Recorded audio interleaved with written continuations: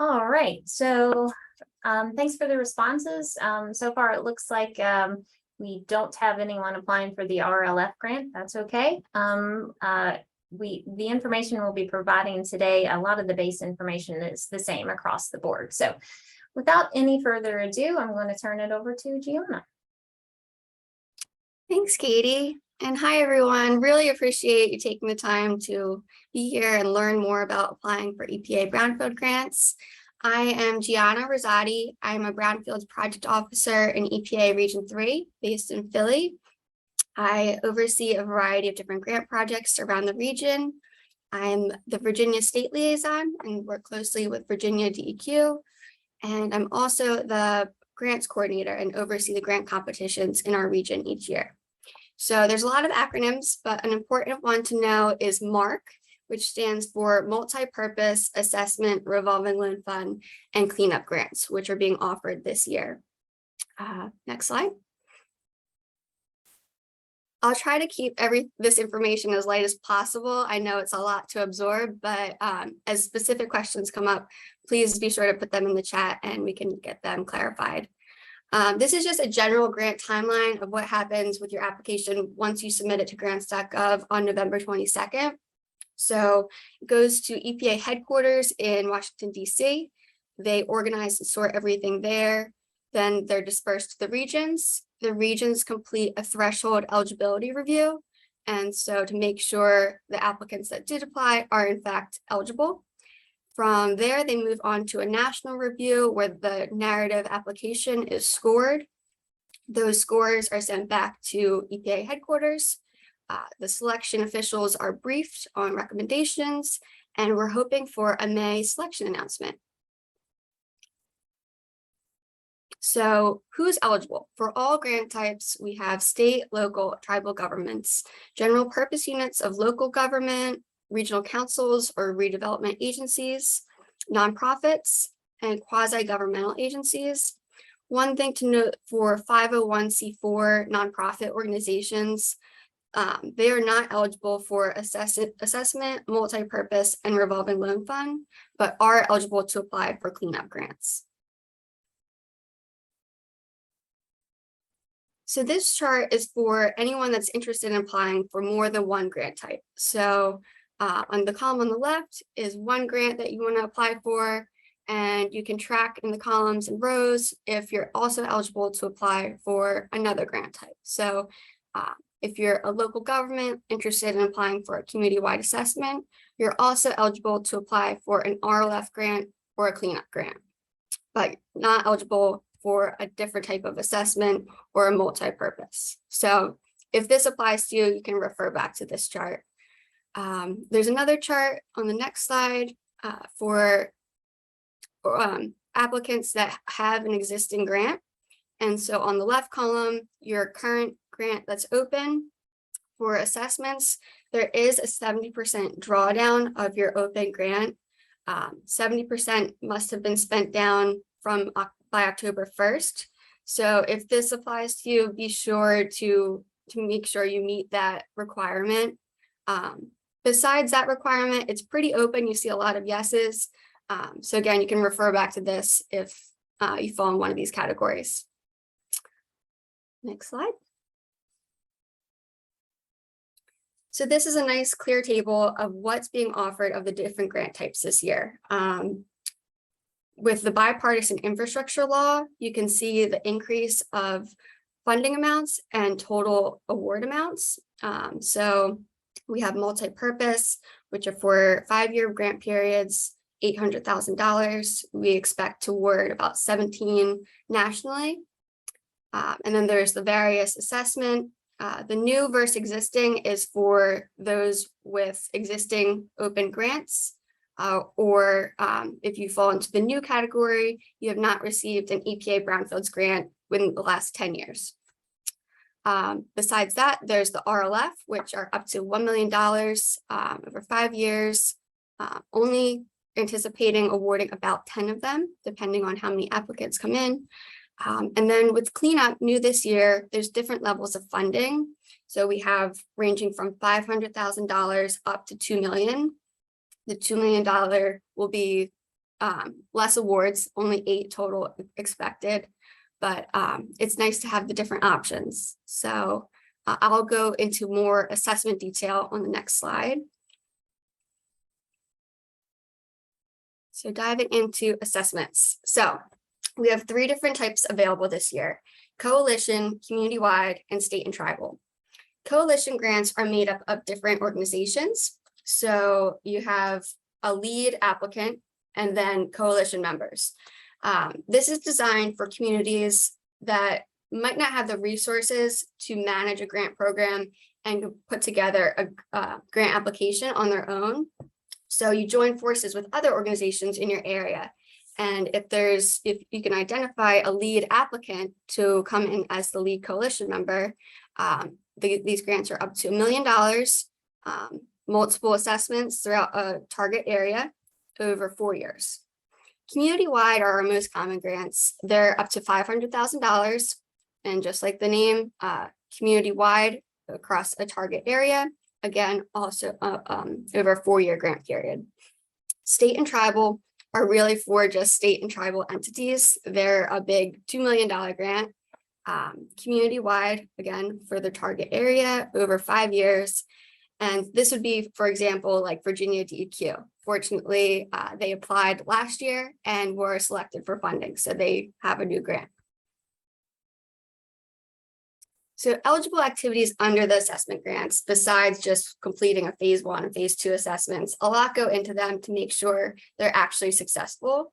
So looking at completing a Brownfields inventory in your area, if you don't already have one done, and conducting community involvement and area-wide planning really helps make better decisions for spending your assessment funding efficiently. When you have a plan in place and looking at potential reuses of different sites, you might have a priority site identified, or you have a target area that you know needs to get assessed. So anything like that falls under grant activities for assessments. Also travel and training. So if you were to do site assessments or attend national Brownfield or state Brownfield conferences, that's allowable as well. So changes with the coalition grants. These were not offered last year, but I'm glad that they're back. They've increased the funding from $600,000 to $1 million. At least 2 sites must be assessed in each member's boundary.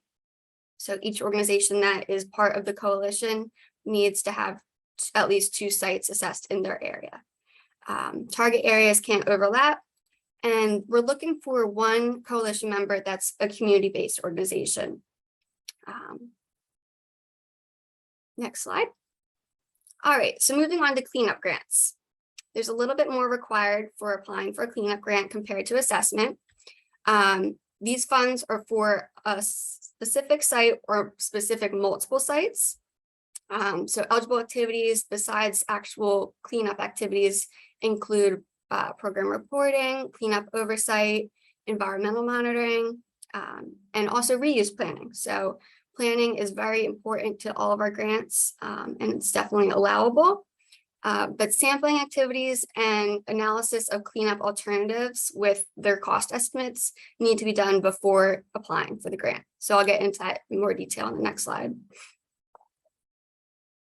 So as an applicant, you need to be the sole owner of the cleanup site that you're looking to use these funds for. So as the owner, you need to have completed AAI, all appropriate inquiry. And part of that is completing a phase 1 environmental site assessment before acquiring the site. If you have specific questions with cleanup site eligibility, please be sure to reach out to us. I can get into further detail on that. But yes, you pretty much have to show that you're not affiliated with anyone that was potentially liable for contamination. All right, so with the cleanup grants, we do require a community notification and a public meeting prior to submitting the application.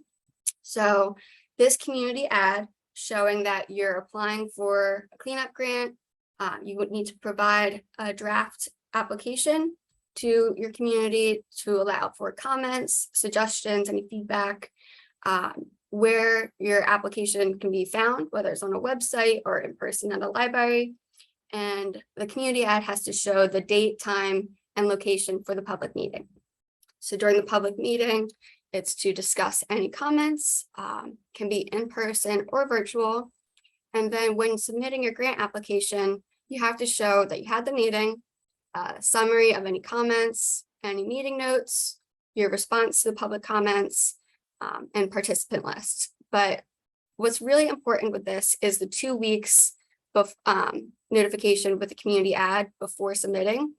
So if you plan to submit your application prior to the November 22nd due date, it's 2 weeks from whenever you submit. So if you're submitting a cleanup application on November 17th, that community ad has to go out 2 weeks before that. So just be sure to keep that in mind. It is a threshold requirement.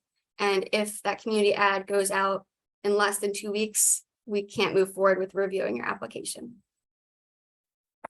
Right. Moving along, multi-purpose grants.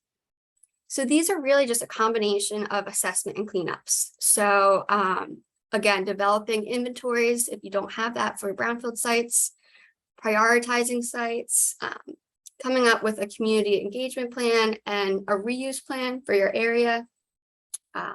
And then you can also get into actual cleanup activities with sites that are ready to be cleaned up, and developing revitalization plans. So really planning, I think, is a key aspect, as you'll hear, for all of our different types of grants. And it's an important component. So moving on, lastly, revolving loan fund. These are excellent tools if you have many brownfield sites that are ready to be cleaned up or potentially cleaned up in your area. The funds are a combination of subgrants and loans that are distributed from the grantee. And so there's limitations on how many subgrants and the amounts of subgrants that can be given out.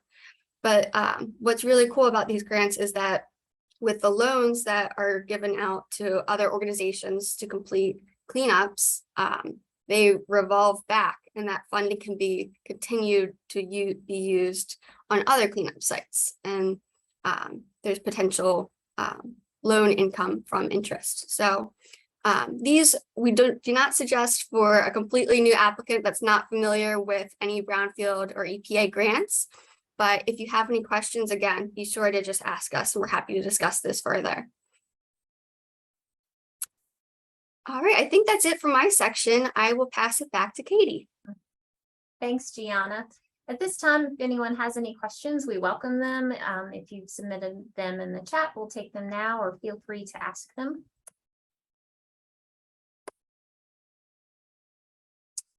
I'm also going to run a second poll here, but this one is really just going to be to see if you recall everything that or some key points that Gianna talked about.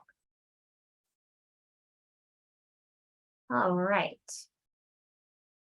So again, if you could take the time to answer these 4 questions, we would appreciate it.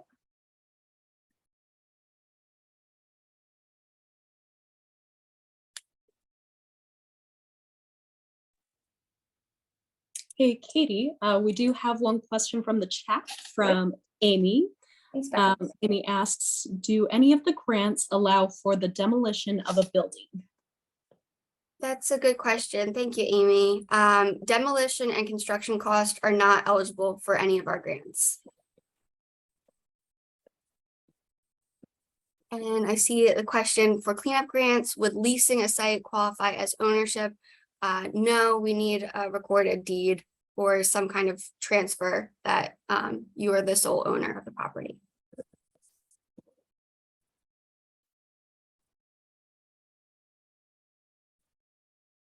Thanks, Gianna. Yeah, thanks for the questions. I will give everyone just a couple of moments to finish the quiz.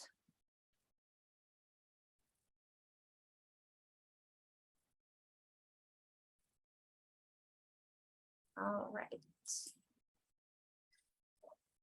So, okay, so I'm going to ask for Gianna's help here. So the first question was, EPA Brownfield Assessment Grant can be provided to for brownfield inventories, planning, environmental assessments, and community outreach for specific sites, entire communities, and or entire states or tribal lands. The majority of you answered true, and that answer is Gianna. Correct. It is true. Excellent. Second question. Okay, EPA Brownfield grant cleanup grants can be provided to entities that do not own the property at the time of the application. The majority of you answered this as false. Gianna? That's false. Yes, thank you for clarifying that. Absolutely, thank you. Okay, now here's one that's a little unique this year. So EPA Brownfield cleanup grants require a 20% cost share. This one's a little bit tricky. All right, the majority of you said true. Gianna, do you want to explain this one? Sure, yeah. So fortunately this year, it's good news. There's no cost share for cleanups or any of our grant types. Thanks to the bipartisan infrastructure law funding, we no longer have any cost share or match requirements for our grants. Thank you. Yeah. All right, and the final question is, which of the following EPA Brownfield grants were not discussed during the training today? So the majority of you answered Superfund, and that is correct. And also targeted brownfield assessment is also correct. We did not cover those. Thank you all for participating. We really appreciate it. All right. So on to the next section. So SAM.gov. This is a very important piece as you prepare to submit your grant application. SAM stands for the System for Award Management System. It's an official website of the US government, and it is absolutely free to use. So there's no cost. You do register for it to do business with the United States government. You update or renew your entity registration. You use it to check the status of an entity registration, and then also you can use it to search the entity registration and exclusion records. We do want to point out that this can take 2 weeks or more to complete, so it's something you absolutely don't want to wait for. Don't wait to the last minute. And we actually did hear from one of our EPA project officers that it's currently backlogged a bit. So definitely something to keep in mind right now, that this is something you should be going ahead to check on right now if you've not done so already. A little bit more information about this. You may already have this if your organization has applied for federal funding, not just EPA funding. So you can check with folks within your organization. This could include anyone in leadership, your city or county clerk, city manager, or a grant writer. So just check with those, because just because you may not be aware of your SAM.gov account doesn't mean that you may not have one for your entity. We've provided a link to the website, so you're welcome to click on this. Again, this presentation will be made available to you following the webinar. So you can click on that, but what you're going to need in order to set this up will be your unique entity ID, your tax ID number, bank routing number or account number in order to set up the electronic funds transfer. And then all non-federal entities must mail an original signed notarized letter to the to the Federal Service Desk within 30 days of activation of the account. Some things we really want to make sure we point out is that it has to be renewed every 12 months. So this is not something you do once and forget about it. You do need to renew it again every year. It needs to be active when applying for your grants. So you want to make sure that it's not going to expire right before you submit your grant application. Make sure your contact information is up to date.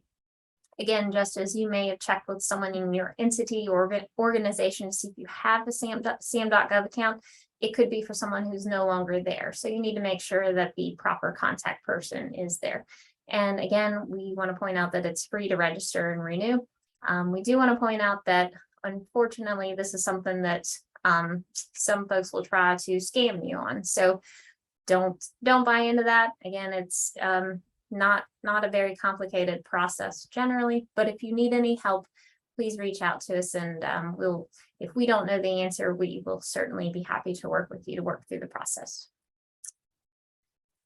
Okay, so here we get into the grant package. This is meant to apply for all the grants, regardless of the type that you're applying for. some information we just want to point out is that these are some of the forms that you're going to need to accompany your application. One would be application for federal assistance, budget information for non-construction programs, EPA key contacts form, pre-award compliance review report, and then also project narrative attachment form. The link provided in this blue box does take you right to the EPA website. There are excellent resources here with the forms and applications. So it's honestly, it's a great source that we use ourselves. So if you have any questions with that, you can reach out to any of us here on the presentation team today. I think I clicked on the link. Yes, sorry.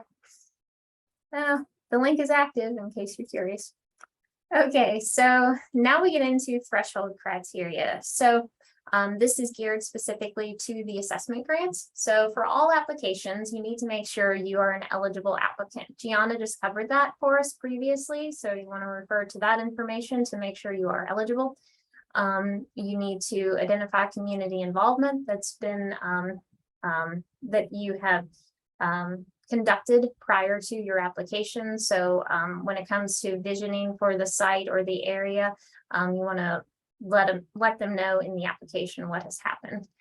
The balance of the current assessment, if this applies. So if you have a current assessment grant, you do need to demonstrate that the payment has been received for at least 70% of each assessment cooperative agreement by October 1st of 2022 in order to apply for an additional assessment grant.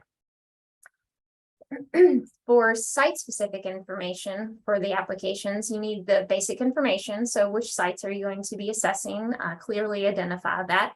The status of the contamination of the site. Has any cleanup taken place? If so, what's the extent of that? Do you need to start affirmative statement that the site meets the definition of a brownfield? So that's certainly an important piece. Information on enforcement or any other actions that have happened on that particular property. Has it been a problem or a nuisance for the area? So this is some information for the assessment grants.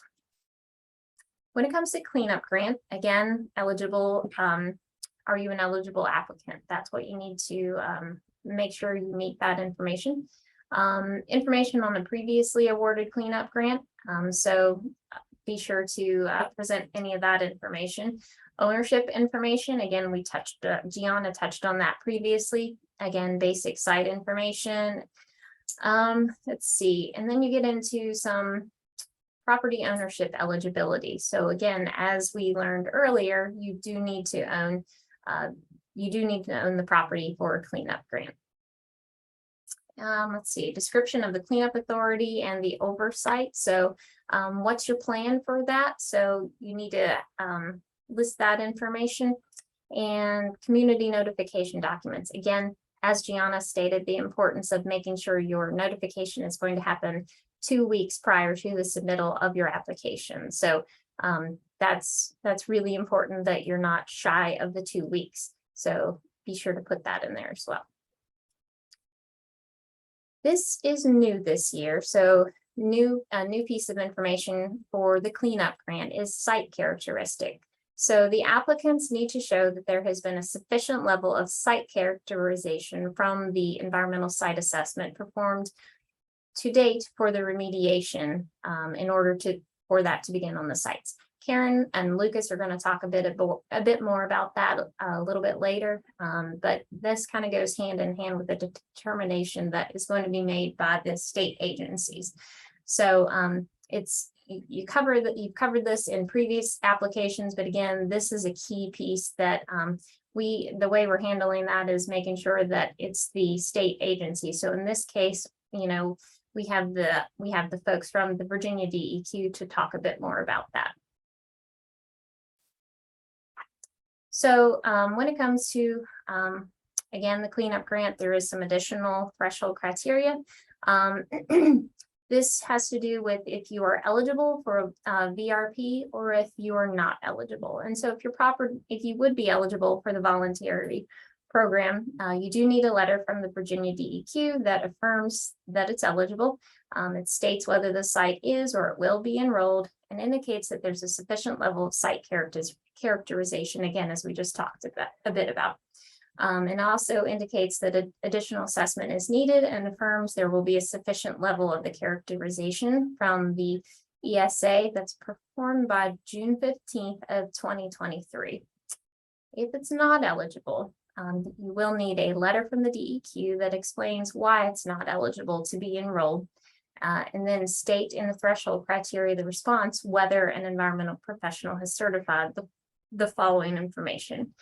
The first, that there's a sufficient level of site characterization from the ESA performed to date for the remediation work, or if it indicates that additional assessment is needed, and it affirms there will be a sufficient level of site characterization, again, performed by June 15th, 2023.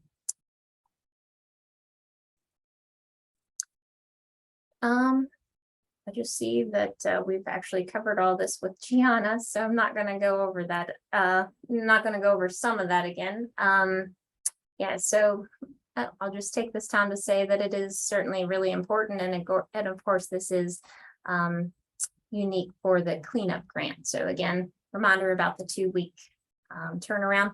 Do want to just point out that we here at TAB, we're happy to help if there's any assistance you need with community engagement or the notification. I'll just let you know here, since this is a duplicate slide, that's something we're happy to help you with. Also for cleanup grants, the analysis of brownfields cleanup alternatives, also called ABCA. So with this, you need to prepare the site and contamination issues, cleanup standards, and the applicable laws. The cleanup alternatives that have been considered. So the ABCA does need to state for each alternative that's been considered, and the alternative chosen, including information on the effectiveness, the ability of the applicant to implement, the resilience to address potential adverse impacts caused by extreme weather events, the cost, and an analysis of the reasonableness, as well as the proposed cleanup. For the narrative information sheet, this is limited to 3 pages, but you can just see listed here so the basic information that needs to be provided, the applicant information, including your name and your address, the funding requested, the grant type, as well as the federal funds that have requested, the amount, the location, property information, contacts, the population of your jurisdiction or the targeted area, and as well as a letter from, oh dear, I'm sorry, this has the Pennsylvania DEP, that's from a previous webinar. In this case, it's going to be Virginia DEP. And then releasing copies of the applications. All right, at this time, I'm going to hand it over to the Virginia DEQ. Make sure I unmute before I start talking. I don't know if some might enjoy trying to read the lips. So the letter from the DEQ that was mentioned before, I think the easiest way to explain that is in our files, we have a folder that's titled Federal Grant Community Support Letters. And the subject line of the letters generally reads acknowledgement and support. I don't think there's a better way to explain what these letters are for and what they do, except that right there. She noted that the remediation grants have the new eligibility requirement that was discussed. So, which we will make a statement about eligibility into our voluntary remediation program, or whether it's not eligible, but also review and make a statement that there is sufficient characterization to do the work, to do the remediation work. Or if there's additional assessment that's needed, that it will be available and completed so that remedial actions can start after the June 15th, 2023 date. So there's a little bit of wiggle room in there, but it is information that we would need to be able to review and respond to the letters. Our hope is that we're requesting that the letters be submitted by November 4th. We are going to work on a 1-week turnaround time. Nobody wants to do anything last minute, and we don't want to leave you with a last minute rush to get these grants in because of us. And if you are submitting for a remediation grant, we do need the information to support the site characterization information. So provide us those reports, provide us that data. We need a summary of your grant plan, what you're applying for, so that we can provide a letter as quickly as possible that allows you to move forward with the submittal. There are a couple new names with Lucas and I and Mead all working on the Brownfields pieces. But we want to streamline that. So please submit all of your stuff to Mead. His email is on the slide there. That will go to one centralized point, and then he'll distribute it from there. So nothing gets lost. If you haven't heard from us and you did submit something, just check back. We want to be as responsive as possible. So we'll move on to the actual grant application itself, and the narrative. So we can't give you the words to write, but we can try to give you some guidance and some insight to help with your presentation. The narrative is essentially your story that defines the project area, outlines your plans for redevelopment or revitalization, and any specific information about your vision for redevelopment. Offering some tips and advice before we get into some of the detail. Just don't forget to address all the factors outlined in the guidance criteria. If something's not applicable, you should indicate that clearly rather than just omitting the information. Another option, you can stay on the first line. You want to stay within the page limits. Anything beyond the page limits will not be reviewed or scored. So if it says 10 pages, and you submit 11, that 11th page is never going to be read. And another key thing to remember when you're writing your narrative is that the person who may be reviewing your application might not be from this region, might not be familiar with the state, and certainly may not know anything about the community. You should assume they know nothing about the area and write to that. So always starting with your target area. This is the foundation, setting the stage. One or more areas may be included, one or more sites may be included. You want to identify the challenges and impacts of the proposed work, describe the properties targeted for cleanup, and characterize known contaminants and site conditions. That includes things like structures, relevant past uses, any current land uses. If you already have an inventory, that may be beneficial, but again, you can use your assessment grants to help develop an inventory. Next slide, please. The reuse strategy is certainly an important one.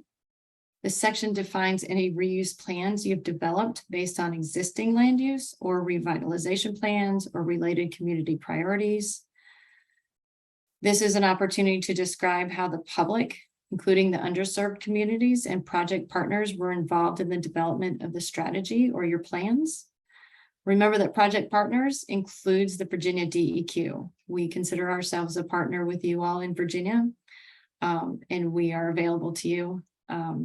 Again, we can't give you the words to write, but we can give you some tips. There is a note in the guidelines that says to discuss floodplain impacts if possible. So keep that in mind to, again, go back to what the criteria asks for and touch on all the pieces. This particular piece is commonly a challenge in how they address the public involvement. What I believe EPA wants to see is that there is meaningful community input. If you've gotten feedback and you've gotten input, how are you actually incorporating that into your projects? What are you doing with the suggestions? It's a small criteria, but it does affect the scores. So it's an opportunity, again, to highlight the partnerships and identify your own outreach and education efforts. Next slide, please. So there's, strategies for leveraging resources. There are Virginia funds that you may or may not be aware of. The Virginia Brownfield Assistance Fund can be used concurrently on a site with EPA funds. As you may or may not know, the timeline is parallel for cleanup grants. So you may be doing multiple grant applications right now, and we recognize that and appreciate your efforts. The assessment grants are rolling, so you can utilize that along the way, meaning you don't have to have an assessment grant committed to a site. If there is one, that certainly would be reviewed favorably. But if there's not, you can at least identify plans to pursue other funding, if it's applicable to your site, or if you think you might need a little extra to keep a project moving. This is a place where you can call out your existing infrastructure, your utilities, transportation routes, things like that. Those things that might make the redevelopment easier. They might still need a little work, but you're demonstrating that awareness and that there's a plan in your overall vision and redevelopment planning. Next slide, please. The community need can certainly be a little bit of a challenge to write, but it is where you start to highlight the anticipated outcomes and benefits of the project. You don't want to just state that it will benefit, but try to identify the how. How will it stimulate the local economy? How will this result in job creation? Are there additional housing options, tourism, manufacturing, agribusiness, those sorts of things that will benefit or be a result of these actions? Another thing that to consider is, will it facilitate creation of or preservation of parks, greenways, recreational areas, or even energy sites such as wind, solar, or other energy efficiency developments? It's worth discussing ways to minimize the impacts to sensitive populations, and with the hope of resulting in community enhancement. That's obviously the ultimate goal in most of these. How to address it is a little bit of a challenge, especially if there's going to be displacement of residents or businesses. So you want to think long-term, short-term. Are there already alternatives considered for how to address those displacements? What are we going to do? Putting that as clearly as you can certainly would help the EPA reviewer. There's a multitude of options here, and some of it will come from the public involvement.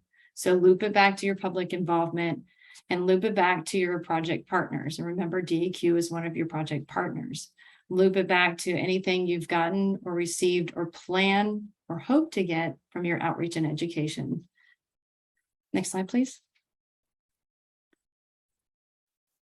Highlighting small and low income communities is of course important. These are really big dollar grants that can go a long way. So if you can find a way to describe the challenges in securing other funding, it will highlight the need for this bigger funding. Sometimes you do have some other grant opportunities, but they're small. They may not be adequate to make the notable community change. They might make a site-specific difference, but we have a vision, to use these dollars. That's what you want to try to convey. Hopefully the information in your narrative supports that the grant funds are critical to moving these sites forward and encouraging the redevelopment. They want to highlight the big picture community revitalization vision that you have. It's a statement that demonstrates there will be value in awarding the funds to this community. And I think if you focus on those, you'll be able to really bring to light the benefit to these small and low income communities that you've noted. So I'm going to pass it on to Lucas. He gets to talk about the money. Thanks, Karen, and good morning, everyone. So in this part of the narrative criteria, it describes the task descriptions, cost estimates, measuring progress. So really the what, when, how, and how much. So in this section of the narrative, it includes the project implementation, anticipated project schedule, the task and activity lead, who you're going to assign to actually oversee the implementation of the grant money and completion of the tasks, because obviously winning the grants is one feat in and of itself, but then implementing it and seeing through the individual tasks is an entirely different one.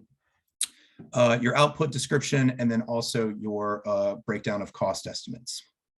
Slide, please.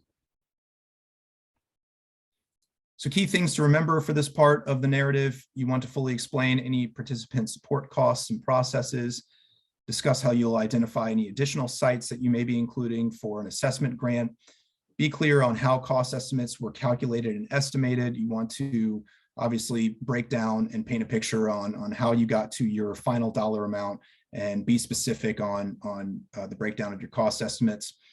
For assessment grants specifically, This is very key. Projects that allocate at least 40% of the fund to tasks directly associated with site-specific work. So that is phase 1 and phase 2 ESAs, site-specific cleanup, planning, things like that, will be evaluated more favorably on the EPA side. So keep that in mind when writing up these assessment grant narratives. So this is a really great breakdown of a good project budget. You can see in task 3 and 4, they have site assessments and cleanup and redevelopment planning, but within those specific tasks, they do a really great job of breaking down how they got to these final numbers, $231,000 and $28,500. So you can see in the site assessment specifically, they've got their staffing hourly rate, how many staff they need, how many hours, their 10 phase 1 ESAs, a rough estimate of the ESA price. You don't necessarily need to back up these ESA estimates with, say, a proposal from a consultant or something like that. But you do want to be specific, obviously break down how you got to these final numbers. So the 10 phase 1 ESAs, 4 asbestos containing material surveys, lead-based paint, 5 health and safety plans, 5 ESA or phase 2 ESAs, that is. So again, this is a really great example of the breakdown of how you get to those final numbers, and you want to be specific in this section. Next slide, please. So you also want to describe your outputs throughout the process of actually implementing the grant money. So for cleanup grants, that would include the cleanup plans, community involvement plans, the final analysis of Brownfields cleanup alternative documents, the ABCA that we spoke on, Gianna spoke on previously, any administrative records and cleanup completion reports or letters at the end of those processes. For assessment grants, those outputs that you want to describe may include site inventories, phase 1 and phase 2 ESAs, site cleanup plans, planning activity deliverables, and community meetings and documentation of community meetings and outreach. Next slide, please. So once again, you want to be measuring the environmental results, those outputs and outcomes. You want to be thinking ahead of time, who do you want to be kind of put at the helm on oversight of a lot of these milestones. You want to discuss your plan to track, measure, and evaluate progress in achieving these project outputs, overall project results, and eventual project outcomes. So there are a lot of resources that are out there to help you. The tracking tools that you may want to consider include software products, progress reporting, scheduled team meetings with your stakeholders in the community and grant process implementation, and then also contractor support if you need to pull in any sort of consultants to assist with any number of the items and tasks outlined in the narrative, phase 1s and phase 2s, et cetera. You want to be tracking your accomplishments and really focusing on the big picture, again, how all these tasks are being implemented and completed and running down your big picture vision. So your status on leveraging other critical funding from other grant sources, strides toward accomplishing your ultimate redevelopment vision plans. Next slide, please. So this is for cleanup grants specifically. Your proposed cleanup plan, you want to describe and detail, outline the cleanup plans proposed for the sites, briefly describe the contaminated material and media to be addressed, cleanup methods, and any sort of disposal requirements. You can pull from the ABCA, the analysis of Brownfields cleanup alternatives, but please keep in mind that reviewers on the EPA side will not be able to see the ABCA. So make sure if there's any sort of pertinent information and things that would really strengthen your narrative, to pull that over from the ABCA side and include that in the narrative in your grant application. And so once again, this is where you really want to flesh out, for instance, if you have maybe elevated metals and soil, and you can fold in excavation of the soil in the ultimate redevelopment plans, load out and disposal at a local landfill under waste manifests, things like that. This is the section of the narrative where you really want to flesh that out and be detailed. Next slide, please. Part 4 of the narrative is the programmatic capability and past performance. And so in this area, you want to detail your organizational structure, explain how your team will be structured to ensure the grant will be carried out successfully. Again, kind of hammering away at the same theme, but once you receive the money, how are you going to implement it? What is your organizational structure? How are you going to ensure that you are tracking these milestones and completion of the individual tasks? Description of key staff that will work together to successfully implement the grant, and if you need to acquire any additional resources. So this is also where you want to discuss any systems that may be in place to acquire any additional expertise and resources, any outside consultants, things like that is where you want to flesh the how you are going to implement and complete these tasks. Next slide, please. And so you also must you must identify yourself as an applicant in one of these three categories. Are relatively straightforward. Number one is applicants who currently have or have previously received an EPA Brownfields grant. And so that includes multi-purpose assessment grants, revolving loan fund, cleanup grants, or 128A grants. For any other Brownfield grant, you would be in the next basket of applicants, and those are applicants who have not received an EPA Brownfield grant, but have received other federal or non-federal assistance agreements. So that may include on the state level, our Virginia Brownfield Assistance Fund, the VBAF grants, also the Industrial Revitalization Fund, things like that would qualify you for that second pool. And then finally, applicants who have never received any federal or non-federal assistance agreements or grants at all. Next slide, please. And so finally, the debrief process.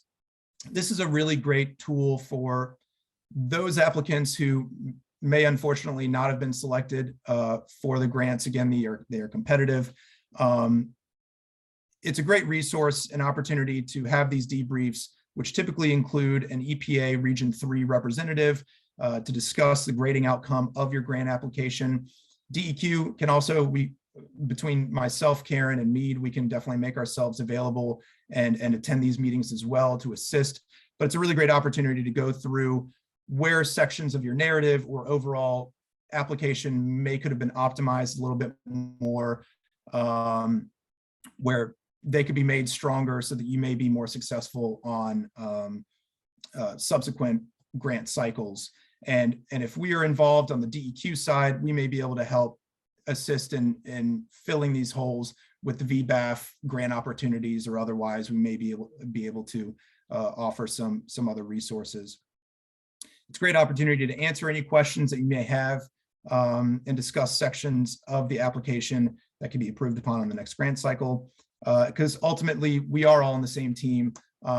We want to see these grant dollars come into EPA Region 3 and come into Virginia. We want to see your localities be successful. So again, I can't stress enough, the grant debriefs are really a great resource for that. And I think with that, I'm going to kick it back to Katie and pause for any questions. Thanks, Lucas. You and Karen both did a great job. So if anyone has any questions, I know they discussed a lot of content. Please let us know this time. You can either ask them in the chat or right here. Happy to help you.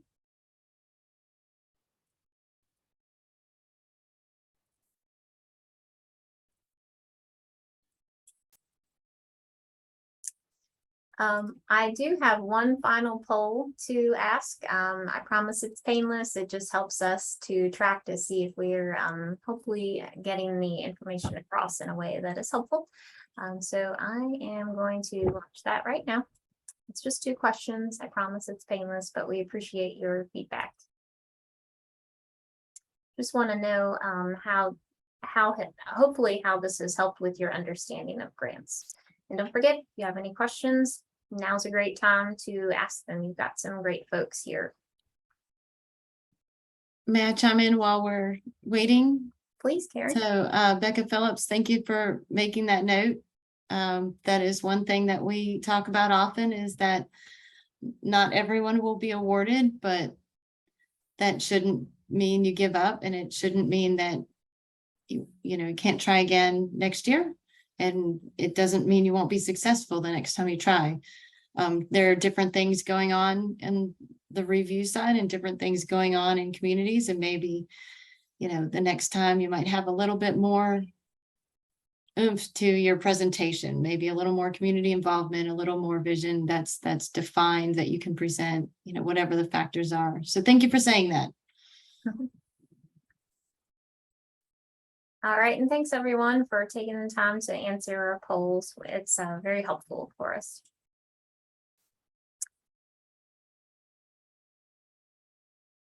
Okay, moving on.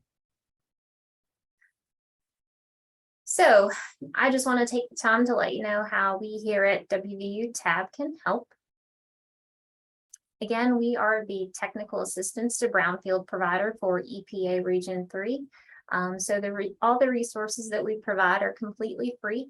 So anytime you reach out to ask us a question, there's never a charge for it. If we don't know the answer, we've got so many folks on our team that we can reach out to. You know, we've got great connections with the EPA and our state agencies that we are in communication with one another quite often. And so again, we can always connect you to some folks you just may not have met yet. So again, the resources that we provide here at TAB include Brownfield education, and that includes webinars such as today. We're also available to go meet you where you are. You know, if anything would be helpful, boots on the ground, you know, we're happy to do that as well. Resource identification, when it comes to grant writing, we can provide assistance with that and review a draft. That's something that we are absolutely able to help you with, so keep that in mind. Do want to let you know that if you would like us here at WVU TAB to give a review to your draft document, we ask that you submit those to us by November 1st. That just ensures that both you and us have plenty of time to review the draft and send it back, and you have time to adjust based on those comments. Local Brownfield program support. So when it comes to preparing a Brownfield inventory, we can actually help you with that. We can go to your community or work with you to talk you through some of the best ways to make that happen. And technical support and questions about sites, we can help with that as well. And then finally, when it comes to project development and design assistance, we can provide resources with that, with the support from WVU Davis College. They are one of our partners here at WVU. They do a lot of the work in West Virginia when it comes to helping communities work through the vision for their area, and that's also available throughout the region. So if that's something that you would find helpful, again, when it comes to having that community meeting and then preparing a plan to help illustrate your vision for this site or multiple sites, just let us know. Again, we can help with that. Just want to let you know about some upcoming events. Today, nothing like a last minute notice, but the EPA has had a series of webinars to help educate everyone about the current grant process. Today, the final one has to do with the Revolving Loan Program, and that is at 2 o'clock today. You can find that link on their website. The link is available in a couple of slides, but that again is at 2 o'clock. If you would find that helpful. And then also coming up on October 20th, the national TAB providers, we've been working to put together a presentation that we hope will be of value to you as well. So that's not only WVU TAB, but again, those who provide assistance all around the country. Deadlines, just to keep in mind, again, as I mentioned, if you would find it helpful for us to provide a review of your draft application, we do ask that you submit that to us by November 1st. As Karen discussed, November 4th is the deadline. They are asking for you to submit a request for letters to the Virginia DEQ to them. And then also September 22nd is, of course, the big deadline, the deadline to submit your EPA grant. This slide here just takes you, the link is going to take you again to where you can find the EPA webinar recordings. They are not yet posted, is my understanding. I believe Gianna said, but when they are posted, you can check out this link. I believe that's where they should be. But I think also this would take you to the link for today's webinar about RLF. Our contact information is here. Again, you've got the DEQ as well as Gianna at the EPA. So again, these slides will be made available to you. So you're going to have this. You don't have to quickly take down notes. And then also, this is how you can reach us here at WVU TAB. If you would find it helpful, the link at the bottom right-hand corner of the slide is how you could sign up for a consultation. So you can click there. You're able to see when there are openings and schedules for myself and our director, Carrie. And that just kind of takes a step out of going back and forth to determine a date that works for everyone. So if you find that helpful, again, we're happy to help you. And so I'd certainly want to kick it back over to the rest of my team for today and see if there's anything they would like to add. And again, if anyone has any questions, we're happy to answer them. Oh, we do have a question that came up in the chat. EJ asked, do you have a strategy to ensure equity in your award? Yeah, so I can take that. If I'm understanding the question correctly, it's equity in who receives our awards. But please clarify if I'm not getting that correctly. So we have a few factors in place for our grant competition process to really make sure that we're reaching communities that have been historically underserved and have not received our EPA grants. And so we have a certain allotment of our grant funding each year that is dedicated to new applicants that have not previously received EPA Brownfield grant funding. And then throughout our scoring criteria in the applications, we have considerations for environmental justice, demographic information that's indicative of community need. And so all of those scores really do add up to make sure that we are reaching communities that really need the funding. There are many grantees that have successfully applied repetitively and received funding. And we know they're doing good work, but we are trying to reach new communities. And so that is certainly a goal, and we're trying to structure the process for that. But if I didn't answer that correctly or get that, yeah, okay, thank you.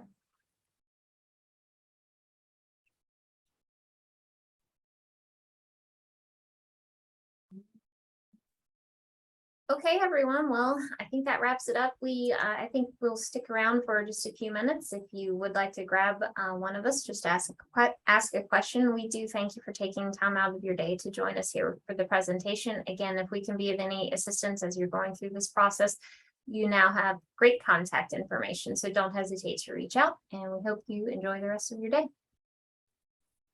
Thank you all so much. Thanks, Katie. And I just wanted to say thank you all to the WVU TAB folks and Gianna for your time as well. You guys are really fantastic partners. And if anyone on the call wants to reach out to WVU TAB for assistance, just as a note, keep myself, Karen, and Mead in the loop as well. And you know, we can kind of assist as a team effort and provide other input and resources. Thank you, Lucas. Thank you, guys.